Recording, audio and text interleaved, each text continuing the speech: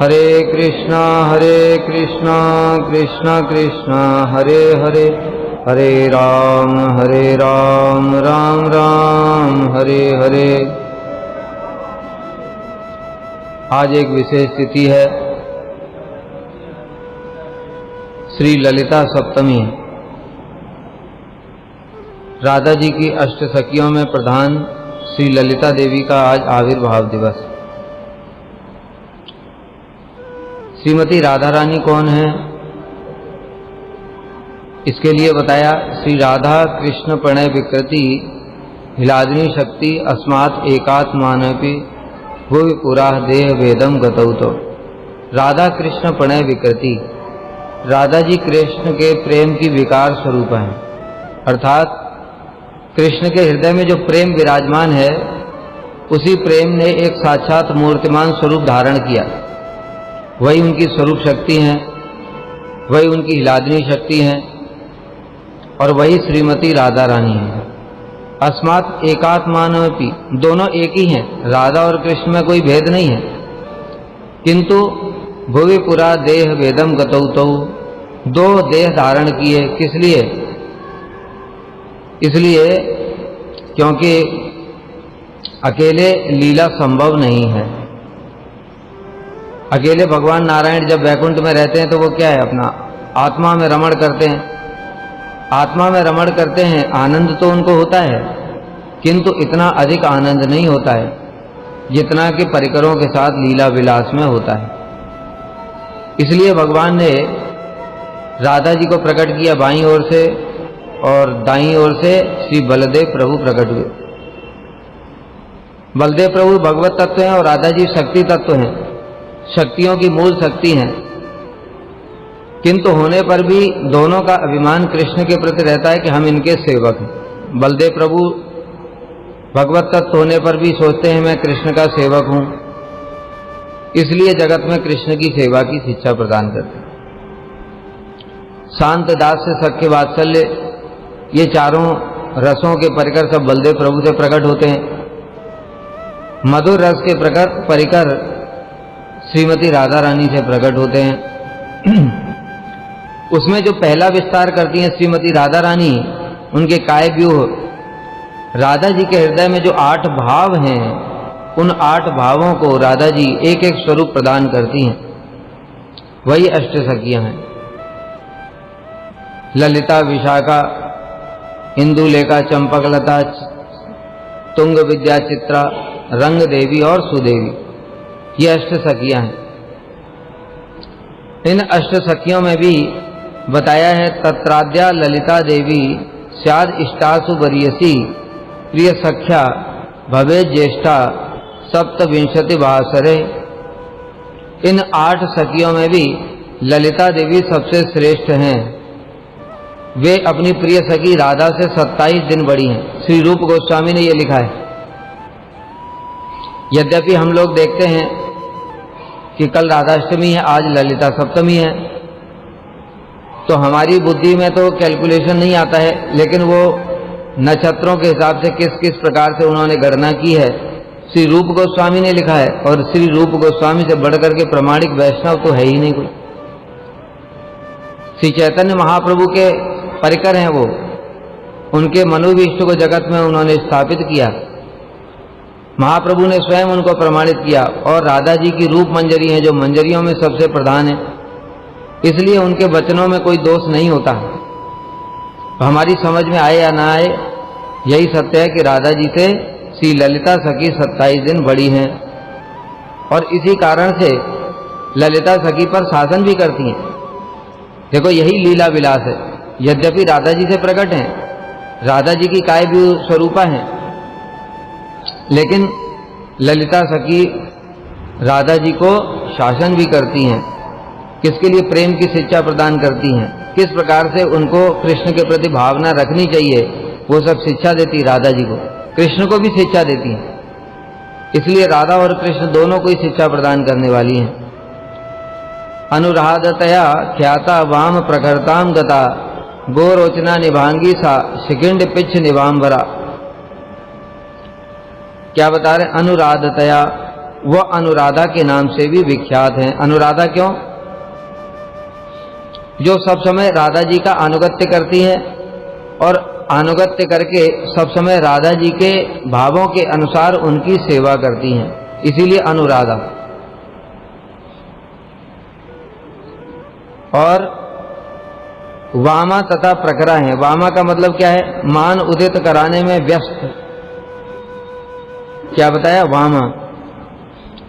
दो प्रकार की सखियां होती है, एक वाम भाव धारण करने वाली, एक दक्षिणा भाव धारण करने वाली। वाम भाव धारण करने वाली मतलब जो मान इत्यादि करती हैं, और जो दक्षिणा भाव वाली हैं वो मान इत्यादि करती तो है किंतु बहुत जल्दी से मान जाती हैं। इसलिए जो राधा जी का पक्ष है वो है वाम, वो सब मान धारण करती, और जो चंद्रावली का पक्ष है वो दक्षिणा भाव वाला। इसलिए अभी हम लोग ललिता अष्टक में भी ये बात सुनेंगे कि ललिता सखी किस प्रकार से राधा जी को वाम में भाव धारण करने के लिए बोलती हैं, क्योंकि राधा जी का चित्त तो बड़ा द्रवित हो जाता है। कृष्ण थोड़ी अनुनय विनती करते हैं, हाथ पैर जोड़ते हैं तो राधा जी का चित्त द्रवित हो जाता है। तो ललिता सखी उनको समझाती, नहीं नहीं, मानना नहीं है, मान करना है, इसलिए उनको वामा कहा गया। मान की शिथिलता होने पर क्रोध करने वाली, जैसे श्री ललिताष्टक में बताया, दूरते ब्रजेंद्र तनये तन सुष्टुवाम्यम माँ दक्षिणा भव कलंकिनी लाघवाय राधे गिरम सुनु हिताम इति इच्छयंतीम देवीम गुणैसु ललिताम ललिताम नुम। दूरते ब्रजेंद्र तनय, ये ब्रजेंद्र तनय धूर्त है। क्यों? बार बार कहता है कि मैं उसे दूसरे पक्ष में नहीं जाऊंगा, फिर भी अपनी आदत से बाज नहीं आता, फिर चला जाता है। इसलिए तुम इतनी जल्दी इसकी बात को मत सुनना, क्योंकि राधा जी तो बताया बड़ी दयालु हैं। राधा जी कहती हैं ललिता से, ललिता सखी कह रही हैं राधा जी को कि देखो ललिते, जैसे ही श्याम सुंदर मेरे सामने आते हैं मुझे पता नहीं क्या हो जाता है, और मैं फिर अपने मान को धारण नहीं कर पाती, मेरा चित्त तो द्रवित हो जाता है, मान पता नहीं कहाँ चला जाता है। तो ललिता सखी क्रोध करते हुए डांट कह रही, इसी को कहते हैं वामा और प्रखरा। क्रोध कर रही मान को, क्योंकि मान की शिथिलता हो रही राधा जी के। तो उस समय ललिता सखी उनके अनुकूल सेवा कर रही हैं। क्यों? मान को छोड़ने से तुम्हारी वैल्यू घट हो जाएगी, ये फिर जो श्याम सुंदर है ये फिर तुम्हारी बात नहीं सुनेंगे, तुम्हारे बसीभूत नहीं होंगे, इसलिए मान को मत छोड़ो। इसलिए थोड़ा क्रोध करते हुए राधा जी से कह रही, दूरते ब्रजेंद्र तनय तनु सुष्ट वाम्यम, वाम्य भाव को धारण करो, मां दक्षिणा भाव। हे राधे, तुम दक्षिणा भाव को अंगीकार मत करो, मतलब मानो मत, मान करके दिखाओ। कलंकिनी लाघवाय, कलंकिनी बोला, क्यों बोला कलंकिनी? कलंकिनी का मतलब है अपने वाम में भाव पर कलंक मत लगाओ। अगर दक्षिणा हो गई तुम, मतलब अपने भाव को त्याग करके तुमने तो दूसरा भाव स्वीकार कर लिया, तो जो तुम्हारा वाम में भाव है, जो मान करने वाला, उस पर तो कलंक लग गया ना। इसलिए मां दक्षिणा भव कलंकिनी लाघवाय। राधे गिरम सुनो, हे राधे हित की बात सुनो, हिताम इति शिक्षयंतीम, जो राधा जी को भी शिक्षा प्रदान करती हैं, देवीम गुणैसु ललिताम ललिताम नमः, ऐसी ललिता सखी को मैं प्रणाम करता हूं। तो इसलिए ये इस प्रकार से नायक द्वारा अवशीभूता तथा कठोर भाषिणी, ये सब उनके गुण हैं। नायक द्वारा अवशीभूता मतलब कृष्ण उनको बड़ा अपने पक्ष में मिलाने की कोशिश करते हैं, लेकिन ललिता सखी उनको डांट फटकार करके भगा देती। और कठोर भाषिणी, क्या चित जगत में भी कठोर भाषा कोई करता है? कहते हाँ, प्रेम के लिए कठोर भाषा भी प्रयुक्त होती है। जैसे बताया कि एक समय राधा जी अपनी सखियों के साथ में, ललिता इत्यादि सखियों के साथ में पुष्प चयन करने के लिए आई, तो कृष्ण पहुंच गए वहां पर, और कृष्ण कहने लगे, अच्छा आज पता चला चोर कौन है, हमारे बगीचे में से रोज रोज कोई फूल चुरा ले जाता है और हमको पता नहीं चलता है, ये तुम लोग ही चोर हो। तो ललिता सखी राधा जी के पक्ष से कहने लगी, चोर क्यों? ये बगीचा तुम्हारा कैसे हुआ? तुमने कभी आज तक कोई पुष्प लगाया? तुम मालिक कैसे हो गए ये बताओ पहले। तुम इस बगीचे के मालिक कैसे हुए? तुमने आज तक कोई फूल लगाया? कहते मैंने हाँ फूल लगाया हमने। तो ललिता सखी उल्टा उनको कठोर भाषा में बोल रही हैं, कह रही अरे तुम फूल तो कुछ लगाते नहीं हो, तुम उल्टा तोड़ते हो। तुम्हारे हजारों लाखों गाय और बछड़े सारे पेड़ों को तोड़ते हुए जाते हैं और झूठ बोलते हो। तो कृष्ण फिर थोड़ा लज्जित होकर के कहने लगे, देखो मेरे ऊपर झूठ का इल्जाम मत लगाओ, मैं सत्यवादी हूं। तो ललिता सखी कह रही हाँ हाँ हमको पता नहीं सत्यवादी कितने हो तुम। घर घर में जाकर के चोरी करते हो, उसके बाद में कितना सत्य बोलते हो, सारे ब्रज को पता है। तुमसे बढ़कर के झूठा भी कोई है इस ब्रज में?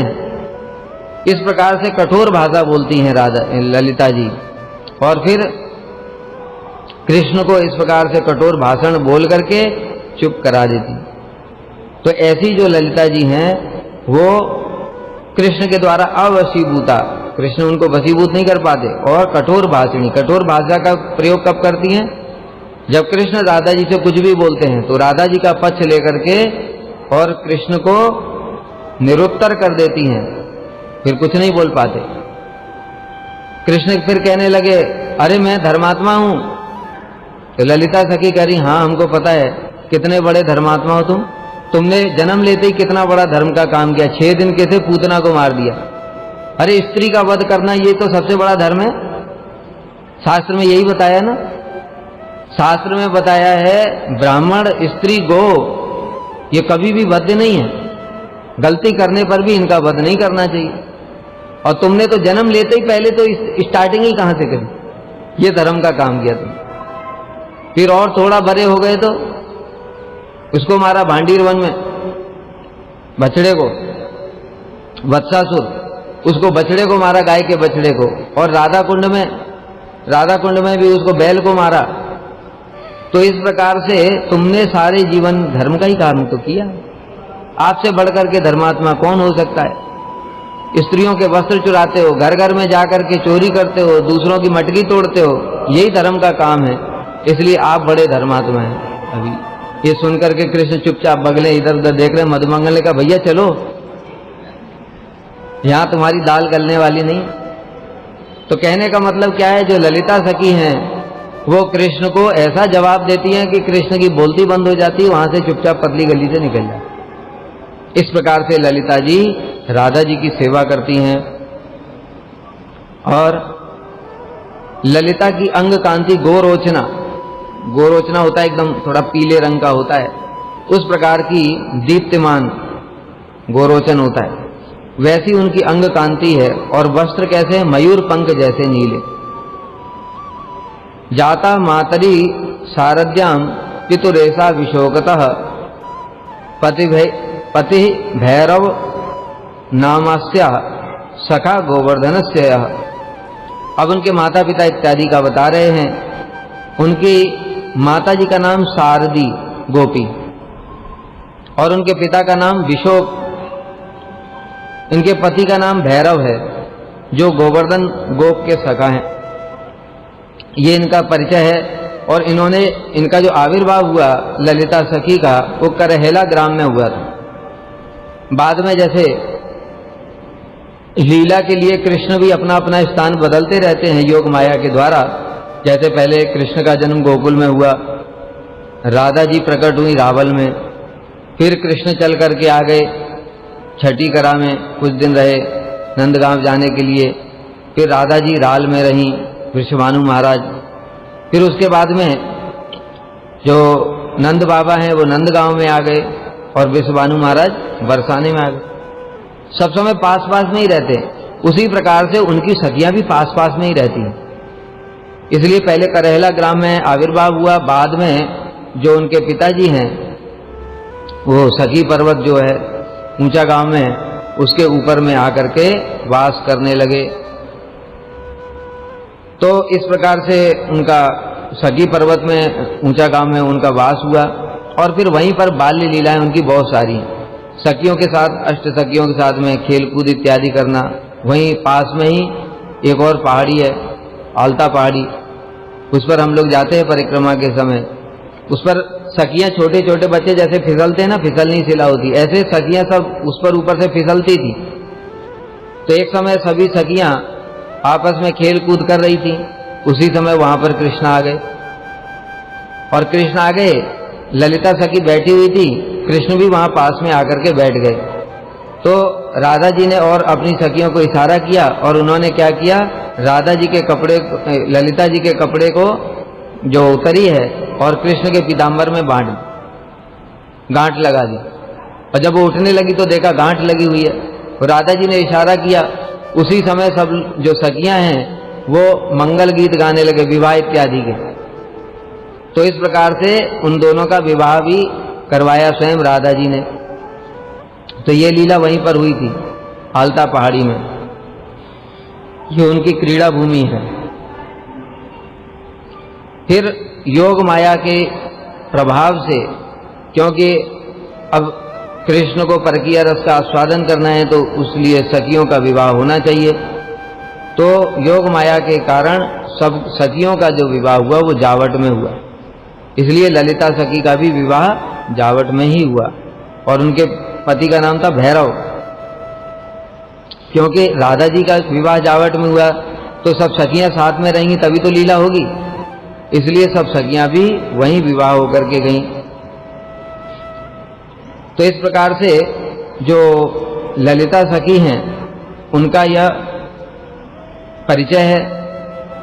और इसके अतिरिक्त जो उनकी जो लीलाएं हैं बहुत सारी हैं, वो हम लोग सुनते हैं। थोड़ा उनका जो राधा ललिताष्टक श्री रूप गोस्वामी ने लिखा है उसके बारे में सुनते हैं। राधा मुकुंद पद संभव घर्म बिंदु निर्मंचनोपकरणीकृत देह लक्षाम उत्तुंग सौहृद विशेष वशात प्रगल्भाम देवीम गुणैसु ललिताम ललिताम नमामि।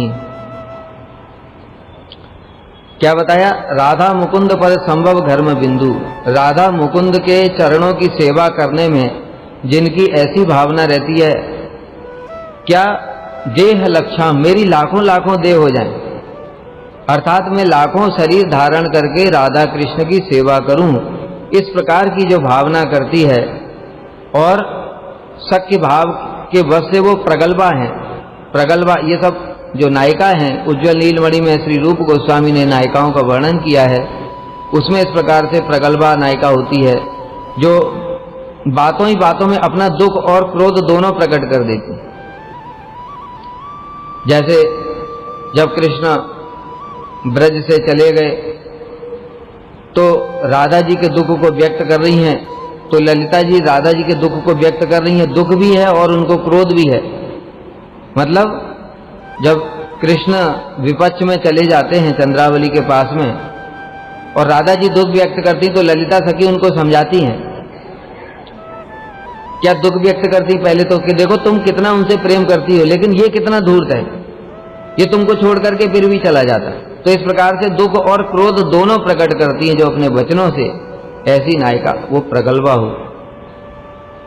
राका सुधा किरण मंडल कांति दंडी वक्त्र श्रियम चकित चारु चमूरु नेत्राम राधा प्रसादन विधान कला प्रसिद्धाम देवीम गुणैसु ललिताम ललिताम नमामि।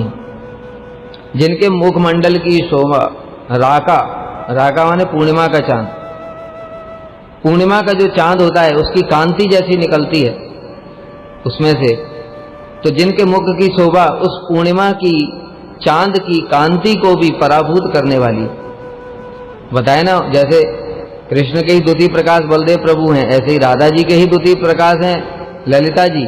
उनका क्या सौंदर्य होगा, हम इसकी कभी कल्पना भी नहीं कर सकते। इसलिए इस जगत में कुछ चीजें ही नहीं है उपमा के लिए, इसलिए चंद्रमा इत्यादि की तुलना दी जाती है। जिनके नेत्र चकित हिरणी की भांति अतिशय चंचल हैं और जो राधा जी के वेश रचना करने में अत्यंत निपुण। वेश रचना करने में जो राधा जी को श्रृंगार इत्यादि करती हैं, उनको वस्त्र पहनाना, काजल लगाना, उनकी वेणी गूंथना, ये सब ललिता जी करती हैं, जो बहुत ही एक्सपर्ट हैं। क्योंकि वेश रचना में भी सब मैचिंग का होना चाहिए। जैसे वस्त्र पहने उसके अनुसार ही अलंकार धारण करने चाहिए, कौन से वस्त्र के ऊपर में कौन सा अलंकार अच्छा लगता है, सभी ये सब नहीं जानते हैं। इसलिए जो ललिता सखी हैं वो राधा जी की वेश रचना करती हैं।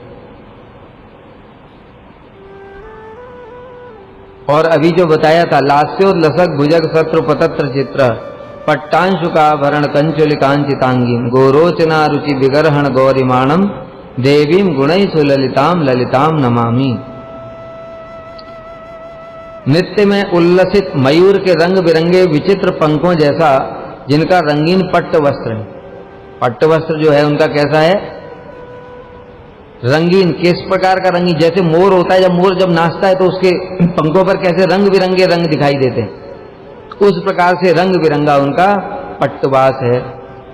और विचित्र रत्न और आभूषण से युक्त जिनकी कंचुकी है, और जो अपनी गौर कांति से गोरोचना को भी पराभूत करती हैं, जिनका अंग कांति कैसा है? गोरा, थोड़ा हल्का सा पीला, जो गोरोचना होता है उस प्रकार का पीला होता है, उसकी भी कांति को जो पराभूत करने वाली हैं, उन देवी श्री ललिता को मैं प्रणाम करता हूं। फिर बताया, दूरते ब्रजेंद्र तनय तनु सुष्टुवाम्य मां दक्षिणा भव कलंकिनी लाघवाय राधे गिरम शृणु हितामिति सिच्चयंती। यह भी हम लोगों ने सुना ही कि कृष्ण जब विपक्ष में चले जाते हैं तो राधा जी को शिक्षा प्रदान करती हैं, उसी प्रकार से कृष्ण को भी शिक्षा प्रदान करती हैं। राधा जी कभी माननीय हो गई और कृष्ण से मिलना ही नहीं चाहती है, मान भी दुर्जय है। तब ललिता सखी कृष्ण को शिक्षा प्रदान करती हैं कि देखो ये ऐसा काम करो, ऐसे राधा जी मान जाएंगे। तो इस प्रकार से दोनों को ही शिक्षा प्रदान करती हैं।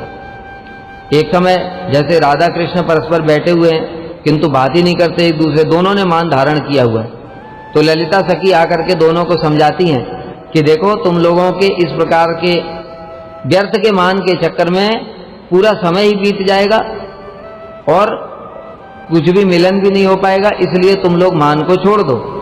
इस प्रकार से हिताम इति शिक्षयंतीम, हितार्थ के लिए, दोनों के हित के लिए। राधा पक्षी हैं इसलिए राधा जी के प्रति ज्यादा भावना है उनकी, लेकिन जब राधा जी को दुख होता है तो फिर वो कृष्ण से मिलन कराने में भी एक्सपर्ट हैं, इसलिए दोनों के ही हित की बातें करती हैं। ऐसी सी ललिता देवी को प्रणाम करता हूं। याम कामपि ब्रजकुले वृषभानुजाया प्रेक्ष स्वपक्ष पदवीम अनुरुध्यमानम सद्यः तदिष्ट घटनेन कृतार्थयंतीम देवीम गुणै सुललिताम ललिताम नमामि। ब्रज में कोई सखी आई, नई नवेली सखी आई, और ललिता जी ने देखा कि इस सखी की राधा जी के प्रति थोड़ी भी भावना है, थोड़ी भी अगर राधा जी के प्रति ममता है तो तुरंत ही ललिता देवी उसको कृपा करती हैं, क्योंकि ललिता देवी की कृपा के बिना राधा जी की कृपा कैसे होगी। सारी जितनी भी मंजरियां हैं वो सब भी, रूप मंजरी भी, वो सब ललिता सखी के अनुगत्य में ही सेवा करती हैं। इसलिए ललिता सखी ही सबको शिक्षा देती हैं राधा कृष्ण की सेवा किस प्रकार से करनी है, और सबको सेवा भी प्रदान करती हैं कि तुम ये सेवा करो, तुम ये सेवा करो, इस प्रकार से। तो जब वो देखती हैं कि किसी सखी में राधा जी के प्रति ममता है तो तुरंत ही क्या करती हैं, तत्क्षण उसकी समस्त मनोकामनाओं को पूर्ण कर देती हैं। मनोकामना क्या होगी ब्रज में जाकर के, कि मुझे राधा कृष्ण की सेवा प्राप्त हो जाए। इसलिए ललिता सखी तुरंत उनको अपने गणों में शामिल कर लेती हैं और गणों में शामिल करके उनको राधा कृष्ण की सेवा प्रदान कर देती हैं। इसीलिए कह रहे हैं कि उनको मनोकामना पूर्ण करके उनको कृतार्थ कर देती। इतना आसान बात नहीं है ये, किंतु ललिता जी की कृपा से बहुत ही आसान हो जाता है। ऐसी सर्वगुण संपन्न श्री ललिता देवी को मैं नमस्कार करता हूं। राधा ब्रजेंद्र सुत संगम रंगचर्याम वर्याम विनिश्चित बतीम अखिलोत्सवेभ्य काम गोकुल प्रिय सखी निकुरम्भ मुख्याम देवीम गुणैषु ललिताम ललिताम नमामि।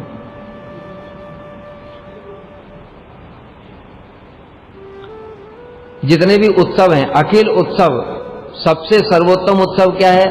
राधा कृष्ण का मिलन ही सर्वोत्तम उत्सव है ब्रज में। इसलिए ललिता सखी क्या करती, किस प्रकार से राधा कृष्ण का मिलन कराया जाए, उसी के लिए चेष्टा, सब समय चेष्टाशील रहती हैं। इसलिए यहां पर बताया राधा गोविंद का परस्पर मिलन करा करके उनका आनंद विधान करना। जैसे भी बताया ना कि राधा कृष्ण परस्पर बैठे हुए हैं किंतु बातचीत ही नहीं करते, तो फिर ललिता सखी जाकर के दोनों को समझा करके उनका मिलन कराती हैं। और मिलन से जो उत्सव होता है, मतलब आनंद होता है, यही उनके लिए सर्वोत्तम उत्सव है। जो राधा जी की सखियां हैं, चाहे वो सखियां हो चाहे मंजरियां हो, राधा पक्षी जितने भी हैं, उनके लिए सबसे बड़ा उत्सव क्या है, राधा कृष्ण का मिलन ही है।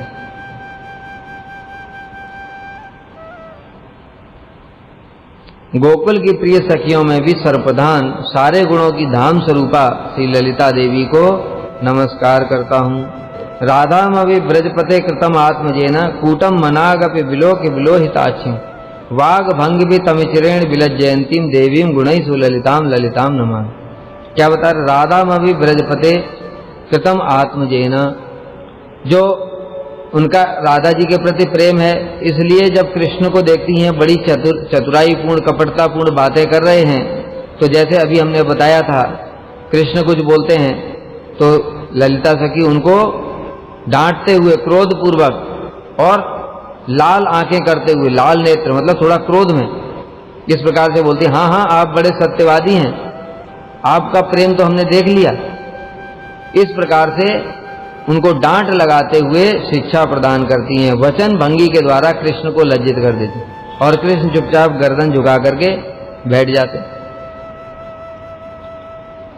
वात्सल्य वृंद वसति पशुपाल राज्ञया सख्यानुशिक्षण कलासु गुरुम सखीनाम राधा बला वरज जीवित निर्विशेषाम देवीम गुणैसु ललिताम ललिताम नमामि। जो नंद महाराज की पत्नी यशोदा देवी हैं, वो वात्सल्य रस की निवास भूमि है, सारा वात्सल्य उनसे ही होता है।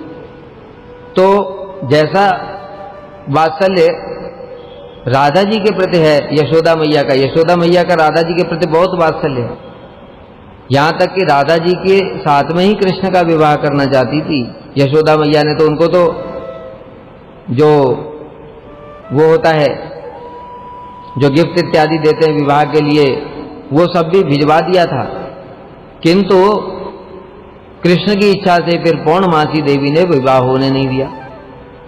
यशोदा जी तो चाहती हैं कि कृष्ण के साथ में राधा जी का विवाह हो जाए, उसके लिए बताए ना जो भिजवाते हैं ना सगुन, वो सब भी भिजवा दिया था, किंतु फिर योग माया पौर्णमासी देवी बीच में आ गई, क्योंकि अगर कृष्ण के साथ में विवाह हो गया तो फिर परकीय रस का आनंद कैसे होगा, इसलिए पौर्णमासी देवी ने विवाह नहीं होने दिया। किंतु फिर भी राधा जी के प्रति यशोदा जी का कैसा वात्सल्य, उनके लिए सब कुछ वस्त्र अलंकार सब कुछ भेजती हैं और उनको बहुत प्रेम करती हैं। अगर उनको आने में थोड़ा भी विलंब हो जाता, जावट से प्रतिदिन राधा जी नंदगांव आती हैं कृष्ण के लिए रसोई बनाने के, क्योंकि दुर्वासा ऋषि ने उनको वरदान दिया था राधा जी को लीला करने के लिए। दुर्वासा उनको क्या वरदान देंगे, वो तो सबकी ईश्वरी है, वो स्वयं कृष्ण को वरदान प्रदान करती हैं प्रेम का।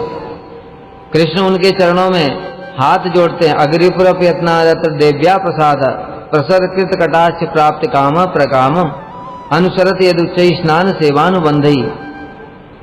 मतलब राधा जी की कृपा प्राप्ति के लिए कृष्ण उनके नामों का जप करते। एक बार राधा जी के पास में कृष्ण आए और राधा जी ने वो मान करके उनको भगा दिया और रूठ करके चले गए। अभी इधर राधा जी को भी दुख हो रहा है कि बेकार में मैंने उनको बोल दिया, अभी क्या करूं। तो उनकी सखियां ललिता विशाखा इत्यादि समझा रही उनको, राधे चिंता मत करो, तुम चिंता करने की कोई बात नहीं है, जो तुम्हारे 108 नाम है ना, वो अभी कृष्ण जो वृंदा देवी है वो कृष्ण को अभी शिक्षा प्रदान कर रही हैं कि अगर देखो राधा जी को प्रसन्न करना है तो उनके 108 नामों का जप करो। तो कृष्ण क्या करते हैं, राधा कुंड के तट पर आकर के और राधा जी के माला लेकर के राधा जी के नामों का जप करते, जैसे हम लोग 108 माला जप करते, उसी प्रकार से राधा जी के नाम का जप करते हैं तो राधा जी उससे प्रसन्न हो जाती हैं। तो कहने का मतलब है कि दुर्वासा ऋषि राधा जी को क्या वरदान देंगे, लेकिन लीला है ना, नरवत लीला कर रहे हैं, इसलिए दुर्वासा ऋषि ने वरदान दिया था कि तुम्हारे हाथ से जो भी रसोई बनेगी वो अमृत होगी, वो दीर्घ जीवी होगा। तो कृष्ण के ऊपर में सब समय बाधा आती है, कभी कोई असुर आ गया, कभी कोई असुर आ गया। इसलिए यशोदा मैया ने जैसे तैसे करके जटिला कुटिला को मना करके राधा जी को प्रतिदिन नंदगांव बुला करके उनके द्वारा रसोई कराती हैं और राधा जी को अत्यंत प्रेम करती हैं। तो जैसा वात्सल्य राधा जी के प्रति है उसी प्रकार से फिर राधा जी के साथ साथ ललिता विशाखा इत्यादि भी जाती हैं, तो उनके प्रति भी, ललिता इत्यादि के प्रति भी यशोदा मैया का उसी प्रकार का वात्सल्य भाव है। और सारी सखियों को सख्य विषयक शिक्षा देने वाली गुरु हैं, और जितनी भी सखियां हैं, मंजरियां हैं, उन सभी को ललिता जी सिखाती हैं। देखो राधा गोविंद की सेवा कैसे करनी चाहिए, जब वो विश्राम करते उस समय कैसे सेवा करनी चाहिए, जब वो क्रीड़ा करते उस समय कैसी सेवा करनी चाहिए, प्रत्येक चीज की शिक्षा प्रदान करने वाली हैं। और राधा बला अवरज, राधा बल, राधा मतलब श्रीमती राधा, और बल अवरज, बल माने बलदेव और अवरज माने छोटे भाई। राधा बलावरज जीवित निर्विशेषाम, जो राधा और बल अवरज मतलब कृष्ण, राधा और कृष्ण ही जिनके प्राण स्वरूप हैं, ऐसी श्रीमती ललिता देवी को हम प्रणाम करते हैं। नंदन मुनि ललिता गुण लालितानी पद्यानि अपठत निर्मल दृष्टि रष्टौ प्रीत्या विकर्षति जन्म निज वृंद मध्य तम कीर्तिदापति कुलोज्ज्वल कल्पबल। अब श्री रूप गोस्वामी अंत में इस अष्टक की महिमा को बता रहे हैं कि जो कोई भी व्यक्ति आनंदित होकर के निर्मल अंतःकरण से, निर्मल अंतःकरण मतलब हृदय में कोई कामना वासना नहीं होनी चाहिए, न भोग की, न मोक्ष की, न किसी और प्रकार की कोई कामना, केवल एक ही कामना जिसके अंदर में है, राधा कृष्ण की सेवा मुझे किस प्रकार से प्राप्त हो, बस। इस प्रकार का जो व्यक्ति इस ललिताष्टक के पाठ करता है, कीर्तिदा देवी के पति वृषभानु महाराज के कुल की उज्ज्वल कल्पलता स्वरूप, वृषभानु महाराज के कुल की उज्ज्वल कल्पलता कौन है? श्रीमती राधा रानी। उनको प्रीति पूर्वक कृपा करके अपने गणों में गणना कर लेती। जैसे श्री रूप गोस्वामी प्रार्थना करते ना, हा देवी का कुबर गदगद याद्य वाचा याचे निपत्य भूवि दंडवत उद्भटार्थी अस्य प्रसादम अबुदस्य जनस्य कृत्वा गांधर्विके निजगड़े गणनाम विदेही। हे देवी राधे, मैं आपके चरणों में प्रार्थना करता हूँ, काकू मिनती करते हुए, साष्टांग दंडवत प्रणाम करते हुए, क्या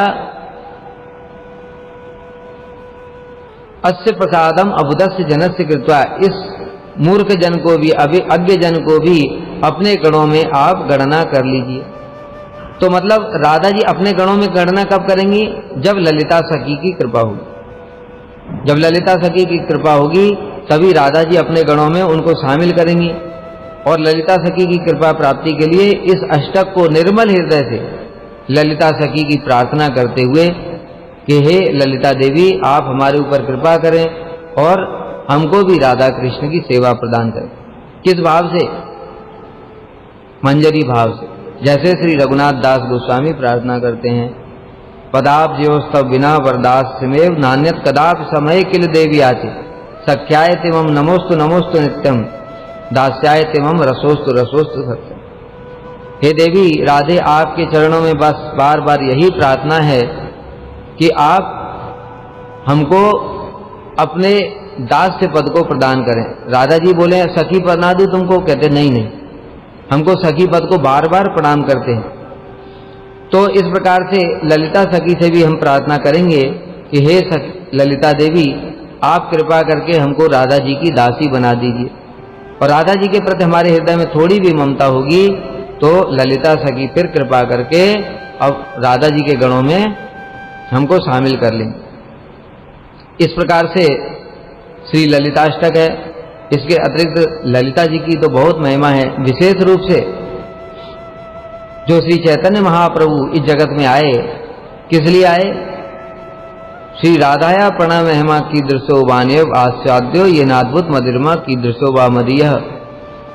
राधा जी के प्रेम की महिमा कैसी है, वो मेरी जिस मधुरिमा का आस्वादन करती हैं वो मेरी मधुरिमा कैसी है, और मेरी मधुरिमा का आस्वादन करके राधा जी को कैसा सुख प्राप्त होता है, ऐसा मुझे भी नहीं होता। इन सब बातों को जानने के लिए ही श्री चैतन्य महाप्रभु के रूप में कृष्ण स्वयं राधा जी के भाव और अंग कांति को लेकर के जगत में आए। तो जब राधा जी से कहने लगे कृष्ण कि मैं आपके भावों को आस्वादन करना चाहता हूं, तो राधा जी ने कहा कि तुम कैसे आस्वादन करोगे, तुमको तो कुछ पता ही नहीं है, उसके लिए तो गुरु चाहिए। तो फिर राधा जी ने कहा कि तुम ये मेरी दो सखियों को साथ में लेकर के जाओ, ललिता और विशाखा। इसलिए जो ललिता सखी हैं वो हैं श्री स्वरूप दामोदर गोस्वामी, और जो विशाखा सखी हैं वो हैं श्री रामानंद राय। इसलिए श्री चैतन्य महाप्रभु उन्होंने 48 वर्ष तक इस जगत में लीला की, 24 साल तक गृहस्थ लीला की, उसके बाद में 24 साल सन्यास लीला। वो 24 साल की सन्यास लीला में 6 साल तक गमनागमन लीला किया, दक्षिण भारत गए, वृंदावन गए और सारे भारत में घूमते रहे। उसके अतिरिक्त जो बचे 18 साल में 6 साल तक भक्तों के साथ में बहुत सारी लीलाएं की, जगन्नाथपुरी में, रथ यात्रा इत्यादि में। किंतु अंतिम 12 वर्ष गंभीरा में रहते थे, और गंभीरा में रह करके दिन रात राधा जी के भावों का ही आस्वादन करते थे। तो राधा जी के भावों का आस्वादन कैसे करेंगे, उनको तो पता ही नहीं है कुछ। इसलिए स्वरूप दामोदर गोस्वामी ही उनको राधा जी के भावों का आस्वादन कराते हैं, क्योंकि ललिता सखी सब समय कृष्ण राधा जी के साथ में रहती हैं। कृष्ण जब चले गए मथुरा के लिए, तब उस समय राधा जी विरह में व्याकुल हैं, और एक दिन सखियों के साथ में यमुना जी के तट पर आए। यमुना जी के तट पर जो कुंज जिनमें लीला किया करते थे राधा कृष्ण, उसको बस देखने के साथ ही साथ राधा जी मूर्छित होकर के गिर पड़ी। तो ललिता सखी ने उनको अपनी गोद में रख लिया, उनके सिर को, और ललिता सखी कमल के पुष्पों के ऊपर में यमुना जी का जल को, ठंडा ठंडा जल को छिड़क करके और उनकी हवा कर रही है, जिससे उनको ठंडी ठंडी हवा लगे और उनकी थोड़ी चेतना वापस आ जाए। तो थोड़ी सी उनको चेतना आई राधा जी को, राधा जी को थोड़ी सी चेतना आई। तो फिर ललिता सखी ने अन्य सखियों को कहा कि तुम लोग राधा जी का देखभाल करना, मैं अभी यमुना जी से जल लेकर के आती हूं। और यमुना जी से जल लेने के लिए चली गई। वहां पर देखा एक राजहंस को, और राजहंस को देख करके देखो प्रेम कितना व्याकुल कर देता है। वो राजहंस को अपना संदेश सुना रही है, राधा जी की विरह दशा सुना रही है। वो सुना रही हैं कि ये जो राजहंस है, हे राजहंस, तुम सदैव उत्तम वस्तुओं को सेवन करते हो, दूध और जल को अलग अलग करने वाले हो, इसलिए तुम जाओ और जो कृष्ण हैं उनके पास जाकर के संदेशा सुनाना, मेरी प्रिय सखी राधा है, उसकी क्या विरह दशा हो रही है, दिन रात रोती रहती है, उसके प्राण भी निकलते नहीं आपके विरह में। और इस प्रकार से बहुत सारी बातें उनको बता करके राजहंस को भेजा। अभी कोई बताओ, पक्षी कोई संदेश लेकर के जाता है, पक्षी के अंदर कोई बुद्धि विवेक होता है कि क्या करना है, क्या बोल रहा है? ये प्रेम की पराकाष्ठा है, जहां पर कि ये भी विचार नहीं रहता कि हम किससे बातें कर रहे हैं। अरे पक्षियों की तो बात छोड़ो, पेड़ पौधे तो बोलते नहीं है, लेकिन उनसे भी जा करके पता पूछने लगते। जब गोपियां विरह गीत गा रही हैं, उसमें पेड़ों से भी कृष्ण का पता पूछ रही हैं कि हे वृक्षों, आप लोग तो इतने ऊंचे ऊंचे हो, तो कृष्ण कहीं भी ऊंचाई से सब कुछ दिखता है, कौन कहां जा रहा है, इसलिए आपने इतनी ऊंचाई से कृष्ण को देखा होगा, कृष्ण कहां गए। तो ये प्रेम की पराकाष्ठा होती है, जहां पर के पेड़ पौधों से, पशुओं से, पक्षियों से, इन सब से भी बातें करने लगते हैं। तो उसी प्रकार से ललिता जी की भी दशा है राधा जी के विरह को देख करके, और वो राजहंस को संदेश भेजती हैं। वही श्री रूप गोस्वामी ने हंस दूत के रूप में उसका वर्णन किया है। और राधा जी किस प्रकार से फिर विरह में व्याकुल होकर के अपना विरह प्रकाशित कर रही है, तो ललिता जी फिर उनको सांत्वना प्रदान करती हैं। ललिता जी उनको सांत्वना प्रदान करती हैं कहती हैं, हे राधे, श्री श्याम सुंदर का प्रेम महासौरभ विद्यमान है। आज आए या कल आए, श्री कृष्ण निश्चय ही तुम्हारे साथ में आएंगे, तुम्हारे पास में। वो तुमको कैसे छोड़ सकते हैं? तुम्हारा उनके प्रति इतना अधिक प्रेम है, इसलिए तुम शांत हो जाओ। और इस प्रकार से हृदय विदारक जो बातें हैं, उनके द्वारा तुम अपनी सखियों को क्यों कष्ट दे रही? क्योंकि राधा जी कहती हैं कि मेरे प्राण निकल क्यों नहीं जाते। यह सुनते ही तो जो सखियां हैं वो भी विरह में डूब जाती हैं। तो इसलिए राधा जी को समझा रही हैं, सांत्वना देती हैं कि तुम चिंता मत करो, कृष्ण बोल करके गए हैं ना, वो तो सत्यवादी हैं, इसलिए वो जरूर ही कुछ दिनों में कार्य समाप्त करके लौट आएंगे। और कहती हैं, तुम कृष्ण के विषय में इतनी निराश क्यों होती हो? तब राधा जी ने कहा, मेरी यह देह कृष्ण की सेवा नहीं कर सकती, इसलिए मैं अपनी इच्छा से ही इस शरीर का परित्याग करना चाहती हूं, किंतु ये शरीर भी त्याग नहीं हो रहा है। तब फिर ललिता सखी उनको समझाती हैं कि देखो, तुम अपने विरह के द्वारा सखियों को ही नहीं, सारे विश्व को ही विरह में डुबो रही हो। क्योंकि बड़ा सुंदर श्री रूप गोस्वामी ने वर्णन किया है, जब राधा जी के नेत्रों से अश्रु धारा प्रवाहित होती है और विरह के अश्रु हैं वो जब जाकर के यमुना जी में मिल जाते हैं, तो यमुना जी में विरह की बड़ी उठती तरंगें उठने लगती। और जब कोई गर्म चीज, मान लो पानी गर्म हो गया और उसमें मछलियां हैं, फिर उनकी क्या स्थिति होगी? तो उसमें जो जीव जंतु हैं, मछली, मगरमच्छ इत्यादि, वो व्याकुल हो जाते हैं। राधा जी के विरह के कारण उनको भी ताप होने लगता है। इस कारण से राधा जी को सांत्वना दे रही हैं कि तुम अपने साथ साथ सारे जगत को ही विरह में क्यों डुबा रही हो, और इसमें तुम्हारा कोई दोष नहीं। कभी कभी राधा जी स्वयं को ही दोष देती हैं कि मैं ही उनसे प्रेम नहीं करती हूं, इसीलिए तो मुझे छोड़ करके चले गए। तो ललिता जी उनको समझाती, नहीं नहीं, तुम्हारा प्रेम तो बहुत अधिक है, वही दोषी है, सारा जगत उनको ही दोष देगा, तुमको कोई दोष नहीं देगा। और राधा जी तब कहने लगी, यही सब भावों का महाप्रभु ने गंभीरा में आस्वादन किया। न प्रेम गंधो अस्मिन, ये कहां से आया? देखो, ये राधा जी का विरह है। राधा जी कह रही हैं कृष्ण के विरह में, हे सखी, कृष्ण के प्रति मेरे हृदय में प्रेम की गंध मात्र भी नहीं। राधा जी का जो प्रेम है वो सर्वोत्तम है, लेकिन राधा जी क्या कह रही हैं, ये प्रेम का लक्षण है। जितना अधिक प्रेम होगा उसको लगता है कि मेरे हृदय में प्रेम ही नहीं है। तो अगर ललिता जी पूछें, तो अगर तुम्हारे हृदय में प्रेम नहीं है तो कृष्ण के लिए रो क्यों रही हो? अब जिसके लिए प्रेम होता है उसके लिए तो रोता है आदमी। तो कह रही हैं कि अपना सौभाग्य प्रकाशित करने के लिए मैं उनकी सबसे श्रेष्ठ प्रेमिका हूं, इसलिए मैं रो रही हूं।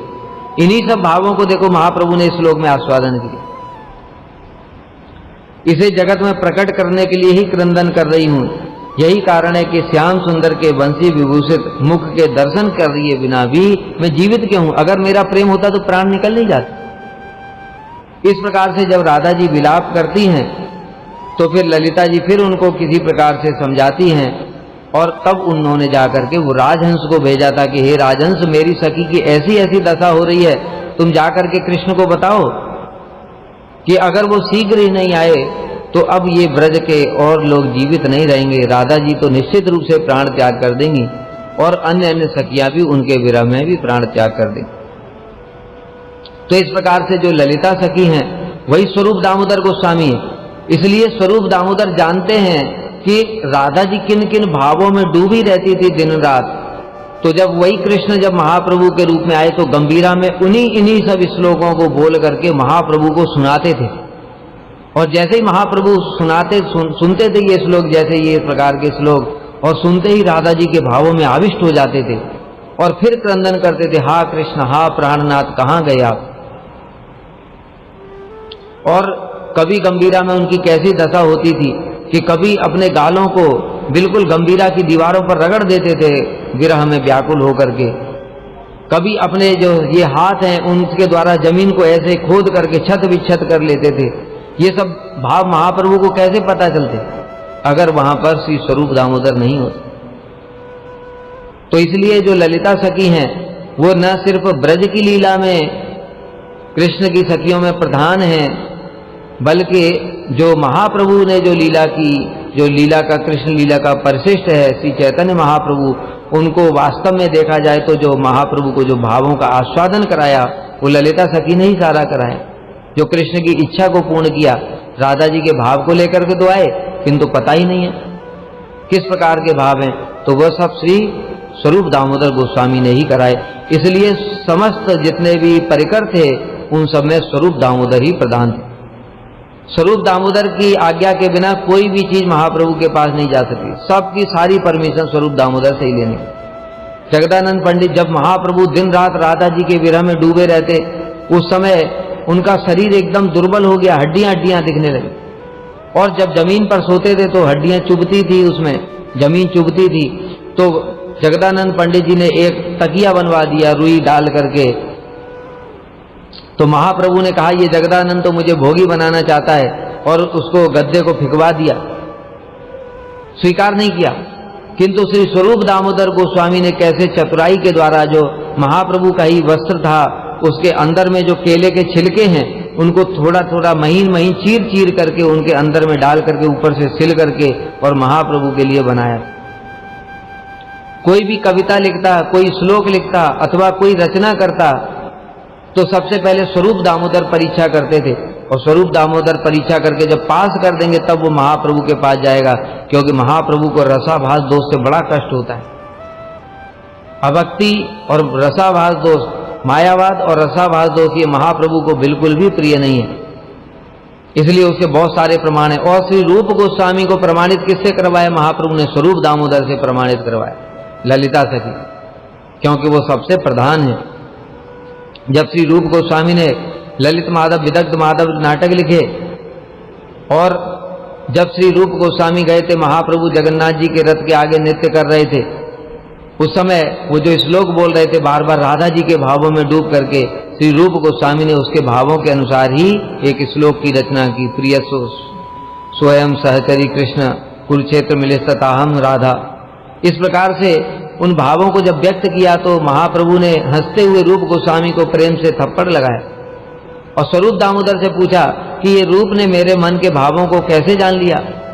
तब श्री स्वरूप दामोदर ने कहा, प्रभु निश्चित रूप से आपने इसके ऊपर कृपा की।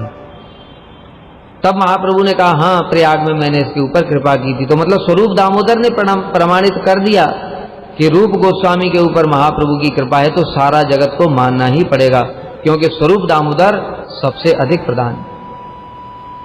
श्री चैतन्य चरितामृत का जो रचना है इसके मूल कारण भी स्वरूप दामोदर ही है, क्योंकि गंभीरा के अंदर क्या होता है कोई नहीं जानता, केवल स्वरूप दामोदर और रामानंद राय जानते हैं।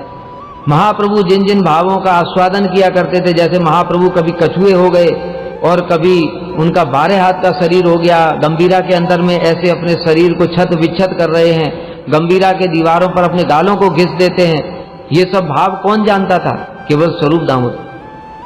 तो स्वरूप दामोदर आते थे जब रघुनाथ दास गोस्वामी यहाँ से सप्तग्राम से घर द्वार छोड़ करके महाप्रभु के पास चले गए, तो उन्होंने स्वरूप दामोदर को सौंप दिया कि आज से तुमको स्वरूप के रघु नाम से जाना जाएगा। स्वरूप दामोदर ही तुम्हारे शिक्षा गुरु हैं। और स्वरूप दामोदर के प्रति कैसा महाप्रभु का विश्वास है कि रघुनाथ दास गोस्वामी बार बार पूछते महाप्रभु से कि आप मुझे कुछ उपदेश प्रदान करो, तो महाप्रभु ने उनकी इच्छा के लिए कि इसको कहीं खराब ना लगे कुछ उपदेश दिया। भालो ना खाइबे भालो ना परिवे, ग्राम्य कथा ना सुनिबे ग्राम्य कथा ना कहिबे। किंतु फिर बताया कि मुझसे भी ज्यादा स्वरूप जानते हैं, मुझसे भी ज्यादा कृष्ण कथा स्वरूप जानते हैं, तुम इनके प्रति विश्वास रखो और इनसे ही शिक्षा ग्रहण करो। तो इस प्रकार से महाप्रभु स्वयं ही कह रहे हैं रघुनाथ दास गोस्वामी को। तो रघुनाथ दास गोस्वामी को जब स्वरूप के हाथों में सौंप दिया, तब स्वरूप दामोदर गोस्वामी प्रतिदिन गंभीरा की जो लीला होती थी उनको अपने कर्चा में लिखते थे, श्लोक सूत्र रूप में लिखते थे, और उन सूत्रों को ला करके रघुनाथ दास गोस्वामी को देते थे। रघुनाथ दास गोस्वामी उन्हीं के आधार पर उन्होंने अपना कर्चा लिखा और महाप्रभु के भावों को फिर विस्तार पूर्वक श्लोकों में लिखा। फिर जब श्री स्वरूप दामोदर प्रकट हो गए, रामानंद राय और जो पुरी के सारे अप्रकट हो गए, गदाधर पंडित गोस्वामी सब अप्रकट हो गए, तो रघुनाथ दास गोस्वामी ने प्रण किया कि मैं गिरिराज जी के ऊपर से जाकर के प्राण त्याग दूंगा। तो वहां पर गए तो वहां रूप सनातन की कृपा हुई, और रूप सनातन की कृपा हुई तो उन्होंने कहा कि रघुनाथ तुम महाप्रभु की लीलाओं को सारे भक्तों को सुनाओ, यही तुम्हारी सेवा है, प्राण त्यागने से कृष्ण नहीं मिलते। तो उस समय फिर जो वैष्णवों ने श्री कविराज गोस्वामी को, कृष्णदास कविराज गोस्वामी को आदेश दिया कि आप चैतन्य चरितामृत का वर्णन करें, महाप्रभु की जो संन्यास लीला है उसके विषय में किसी को पता ही नहीं है, तब कविराज गोस्वामी श्री रघुनाथ दास गोस्वामी के पास गए थे और उन्होंने वही स्वरूप दामोदर का कर्चा और अपना भी कर्चा वो कविराज गोस्वामी को दिया। उसी के आधार पर ही महाप्रभु के जो दिव्य भाव हैं, जिन भावों का उन्होंने आस्वादन किया, वो सब श्री कविराज गोस्वामी ने चैतन्य चरितामृत में उनका कुछ इंगित किया है, वो सब स्वरूप दामोदर की ही कृपा है। इस प्रकार से श्री ललिता सखी राधा जी की सखियों में भी प्रधान है और वही फिर महाप्रभु की लीला में भी, समस्त परिकरों में भी वो प्रधान है। आज उनकी तिथि है, इसलिए उनकी तिथि पर आज हम उनके चरणों में पुनः पुनः प्रार्थना करते हैं कि वो हमको भी किसी जन्म में इस योग्य बनाए कि हम लोग भी राधा कृष्ण की सेवा कर सकें। बोलो श्री ललिता सखी की जय, अष्ट सखी शिरोमणि श्रीमती राधा रानी की जय, सपार्षद सचिनंदन गौर हरि की जय, श्री स्वरूप दामोदर गोस्वामी की जय, श्रील गुरुदेव की जय, गौर प्रेमानंदे हरि हरि।